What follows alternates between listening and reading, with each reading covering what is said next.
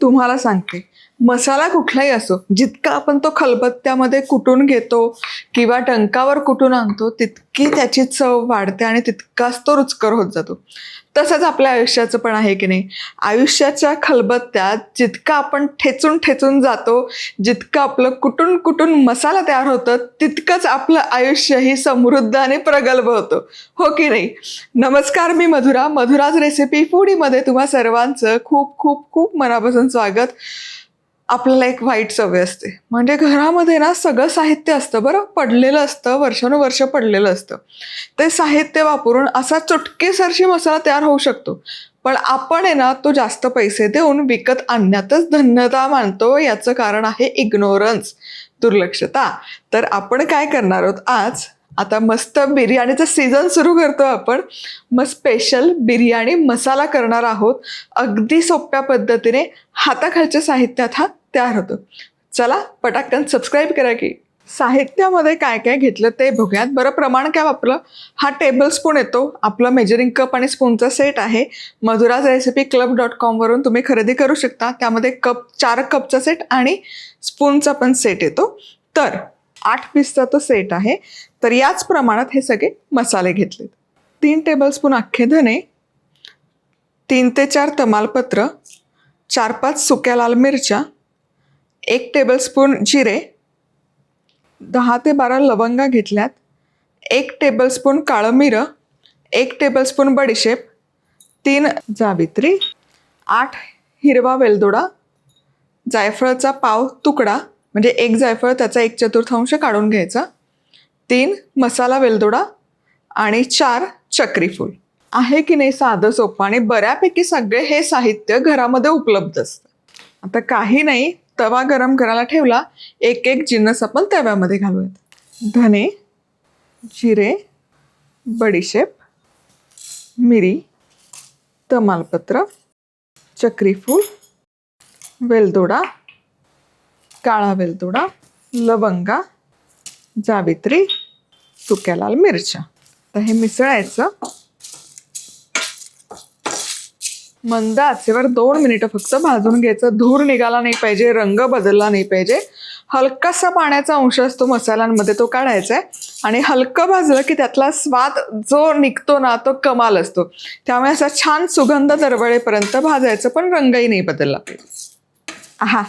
हलकासा सुवास दरवळायला सुरुवात झाली. बघा काय दिसतंय, रंगबिंग अजिबात बदलला नाही, धूर पण येत नाही. गॅस बंद करते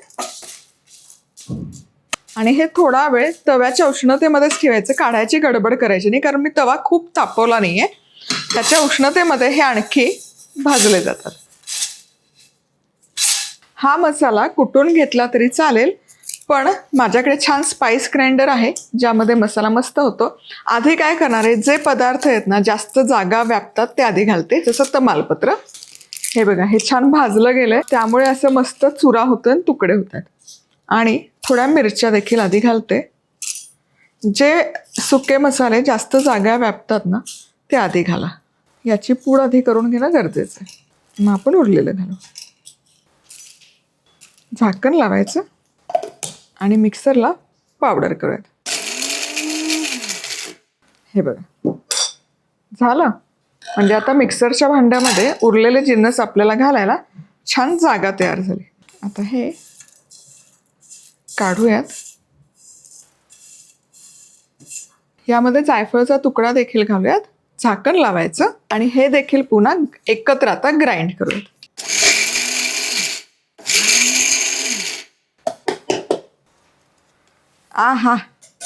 रंग बघा काय कमाल आलाय आणि मस्त वाटला देखील गेलाय. आता हा काढूयात डिशमध्ये, म्हणजे तुम्हाला रंगाने टेक्स्चर लक्षात येईल.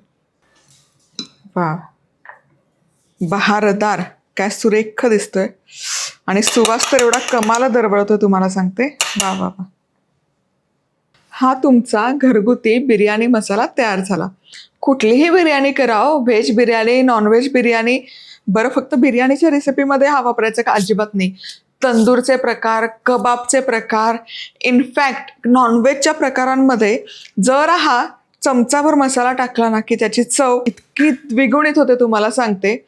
हवाबंद डब्यामध्ये ठेवा, 3 महिने छान टिकतो, त्याला जाळी आळी काहीही लागत नाही. आणि हा इतका जरी करून ठेवला ना, 1-2-3 महिने सहज जातो. मग बिर्याणी करा, तंदूर करा, कबाब करा, काही पण करा.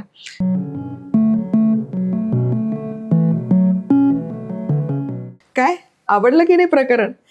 पुन्हा भेटूयात अशाच कमाल आणि धमाल रेसिपी सोबत. तोवर मस्त राहा, खुश राहा, आनंदी राहा, सगळ्यात महत्वाचं खात राहा.